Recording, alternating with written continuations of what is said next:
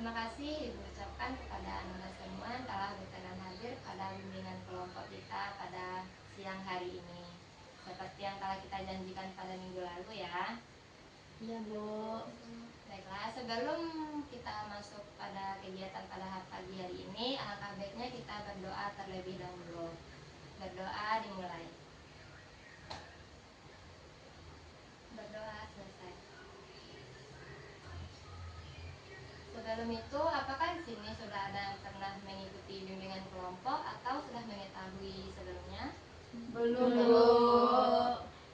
Jadi, di sini Ibu akan menjelaskan bahwa bimbingan kelompok itu adalah pelayanan yang diberikan oleh seorang konselor kepada sekelompok individu, yang dimana di sini memanfaatkan dinamika kelompok untuk memperoleh anggota dalam mencari potensi diri, mengatasi masalah sosial, dan memberikan pemahaman baru melalui interaksi dari anggota kelompok ini. Adapun tujuan dari bimbingan kelompok ini yaitu yang pertama mendapatkan pemahaman baru dari topik yang akan kita bahas. Yang kedua, membantu Ananda semua untuk lebih percaya diri. Yang ketiga, dan Ananda semua mungkin lebih berani untuk menyampaikan pendapat. Apakah Ananda semua paham? Paham Bu.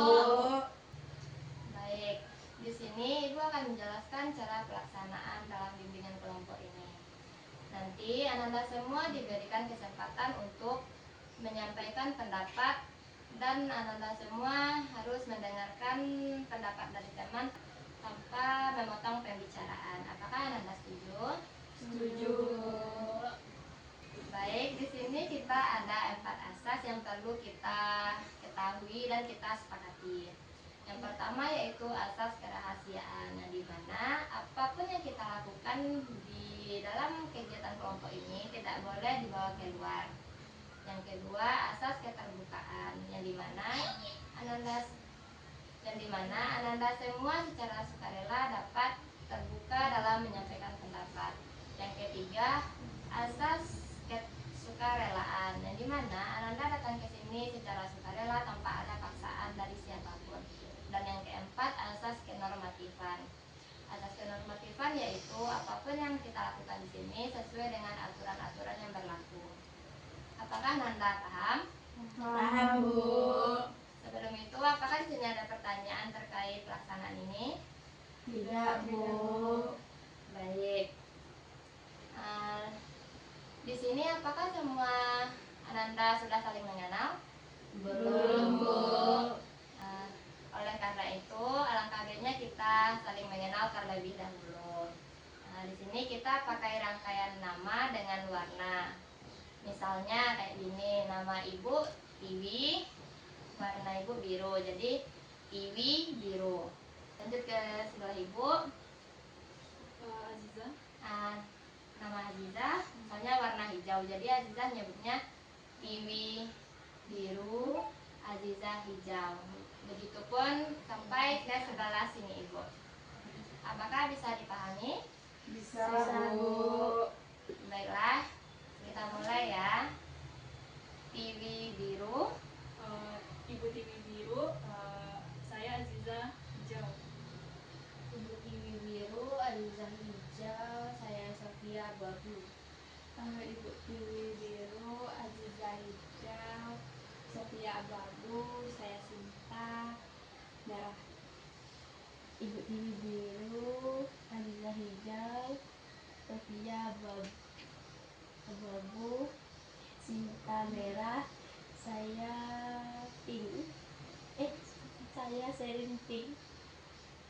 Ibu Tiwi biru, Aziza hijau, Sofia abu-abu, Sinta merah,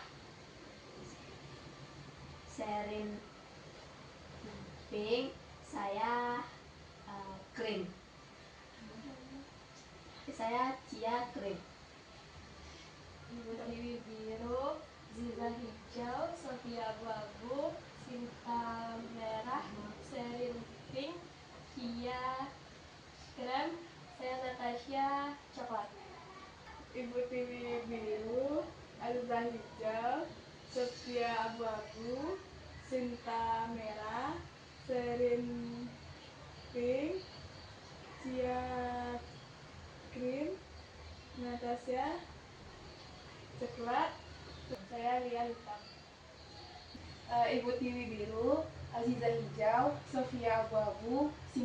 merah, Sherin pink, Cia krim, Natasha coklat, Lia hitam, Manda kuning. Beri tepuk tangan untuk kita semua. Baik, apakah semuanya sudah fokus? Sudah, Bu. Ah, bagaimana kalau kita melakukan ice breaking terlebih dahulu agar kita tetap semangat? Setuju? Setuju. Baik, di sini kita ice breakingnya tepuk. Seperti ini, Ibu jelaskan dulu. Misalnya, Ibu sebut tepuk atas, tangan Anda semua tepuk ke atas. Ibu tepuk dua kali tepuk bawah, Anda semua tepuk di bawah 2 kali. Kalau ibu sebut tepuk angin, Anda semua tidak ada yang bertepuk. Bisa dipahami? Bisa, Bu. Bisa kita mulai? Bisa, Bu. 1 kali tepuk atas, 2 kali tepuk bawah, 2 kali tepuk atas, tepuk angin. Baik, karena kita sudah saling mengenal dan sudah bersenang-senang juga, apakah Anda semua siap untuk masuk ke tahap selanjutnya? Siap, Bu. Jadi bimbingan kelompok itu ada 2 topik, yang dimana 1 topik tugas dan yang kedua topik bebas. Topik tugas ini adalah topik yang sudah disiapkan oleh pemimpin kelompok. Yang kedua yaitu topik bebas. Topik bebas ini topik yang disiapkan oleh semua anggota kelompok. Di sini Ibu mengambil topik tugas. Di sini Ibu sudah menyiapkan salah satu topik yang sedang marak-maraknya terjadi. Baiklah, di sini Ibu sudah menyiapkan 1 topik yang sedang marak-maraknya terjadi, yaitu pergaulan bebas. Sebelum itu Ibu mau bertanya, di sini apakah Anda sudah tahu apa itu pergaulan bebas? Tahu, Bu. Kepada Anda? Pergaulan bebas adalah pergaulan yang tidak sesuai dengan norma, Bu. Contohnya seperti tawuran, bullying, dan lain-lain, Bu. Benar. Jadi pergaulan bebas adalah perilaku yang tidak sesuai dengan aturan, kewajiban, norma adat, dan norma sosial, yang dimana seperti narkoba, tawuran, LGBT, dan banyak lainnya. Di sini apakah Anda semua sudah ada yang pernah melihat atau pernah mengalami yang Ibu contohkan tersebut? Pernah, Bu. Saya pernah melihat. Benar, jadi pergaulan bebas itu sudah marak-maraknya terjadi di kalangan dekat kita sekarang ini. Jadi penyebab dari pergaulan bebas itu ada 2 faktor. Yang pertama dari diri sendiri dan yang kedua dari lingkungan sekitar. Contohnya dari diri sendiri yaitu kurangnya pemahaman tentang edukasi dari pergaulan bebas. Dan yang kedua yaitu dari lingkungan sekitar, contohnya kurangnya pengawasan dari orang tua dan ajakan dari teman sebaya. Baiklah, dari faktor dan penyebab tersebut pasti ada dampaknya. Di sini ada yang tahu tidak apa dampak dari pergaulan bebas? Ada, Bu. Kepada Amanda? Baik, Bu. Dampak dari pergaulan bebas yaitu yang pertama dari internal, Bu. Nah, contohnya misalnya pergaulan itu bisa membuat karakter kita rusak karena pengaruh-pengaruh negatif tersebut, Bu. Yang kedua itu faktor eksternal, contohnya seperti mungkin hubungan dengan keluarga ataupun hubungan dengan teman sebaya menjadi renggang, Bu, karena pengaruh-pengaruh negatif tersebut. Benar, jadi seperti itulah dampak. Apakah masih ada lagi? Ada, Bu. Kepada Cia? Dampak dari pergaulan bebas itu bisa menyebabkan hamil di luar nikah, Bu. Benar, itu sudah maraknya terjadi, bukan? Iya, Bu. Apakah masih ada lagi? Ada, Bu. Sophia? Yaitu mungkin gangguan kesehatannya terganggu, Bu, atau mentalnya. Benar. Jadi dampaknya itu seperti yang dikatakan oleh teman kita tadi, sangat bermacam-macam. Jadi kita sebaiknya menghindari pergaulan bebas itu. Baik, dari dampak pergaulan bebas tersebut, di sini Ibu ada beberapa cara untuk